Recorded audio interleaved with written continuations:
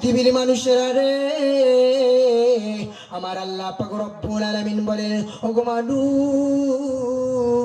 আমি আল্লাহ পাক রব্বুল আলামিন তোমাকে নিখুঁতভাবে সৃষ্টি করলাম। আমি আল্লাহ পাক রব্বুল আলামিন তোমার পিতার কোনো খুঁত দিলাম না, নিখুঁতভাবে তৈরি করলাম। তুমি যখন তোমার মায়ের গর্ভে তোমার পিতার পৃষ্ঠদেশ থেকে সবেগে নির্গত এক ফোঁটা নাপাক পানি, মায়ের বক্ষ পিঞ্জর থেকে সবেগে নির্গত এক ফোঁটা নাপাক পানি থেকে আমি আল্লাহ পাক রব্বুল আলামিন তোমার মায়ের রেহমের ভিতরে ওই নাপাক পানিটাকে 40 দিন যাবার পর একটা রক্তে পিণ্ডিতে রূপ ধারণ করেছি। চিৎকার দিয়ে এখন ঠিক কিনা? শুধু তাই নয় ভাই আমার বন্ধুগণ, আমার আল্লাহ রব্বুল আলামিন বলেন, হাল আতাকা আলাল ইনসানি হিনুম মিনাদ দাহরি লাম ইয়াকুন শাইয়ান মাযকুরা।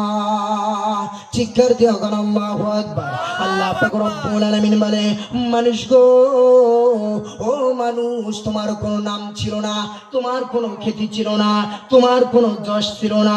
আমি আল্লাহ পাক রব্বুল আলামিন তোমার মায়ের গর্ভের ভিতরে ওই রক্তপিণ্ডটাকে আবার 40 দিন পরে রক্তপিণ্ডটাকে মাংসের রূপ ধারণ করাইলাম।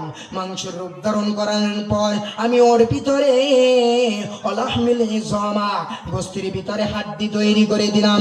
হাড্ডি দিই নাই শুধু, আমি আল্লাহ পাক রব্বুল আলামিন 10 মাস 10 দিন যখন 8 মাস হয়ে গেল, আমি আল্লাহ পাক রব্বুল আলামিন 9 মাসের পরে পরে ফানফাকা ফিহি ওই বডির ভিতর রূহ দিলাম। চিৎকার দিয়ে এখন ঠিক কিনা?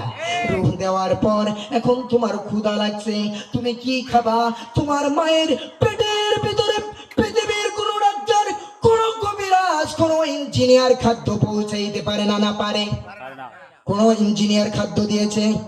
না। কেউ খাদ্য দিয়েছেনি? দেয় নাই।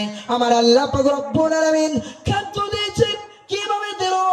মায়ের মাসিক রক্তটাকে বন্ধ করে তোমার মুখ থেকে খাওয়ায় নাই। কেন গো? ও মানুষ, তোমার মুখটা হলো পবিত্র। চিৎকার দিয়া কন্যা আল্লাহু আকবার। তোমার মুখটা হলো, তোমার জবানটা হলো পবিত্র। আমার আল্লাহ পাক রব্বুল আলামিন বলে, ও মানুষ, তোমার নাভির সাথে, মায়ের নাভির সাথে আমি তার লাগিয়ে দিয়ে ওই তারের মাধ্যমে আমি আল্লাহ পাক রব্বুল আলামিন তোমার মায়ের মাসিক রক্তটাকে বন্ধ করে দিয়ে ওই তারের মাধ্যমে আমি আল্লাহ পাক রব্বুল আলামিন ওই মাসিক রক্তটা দিয়ে আমি আল্লাহ পাক রব্বুল আলামিন তোমার খাদ্যর ব্যবস্থা করেছি।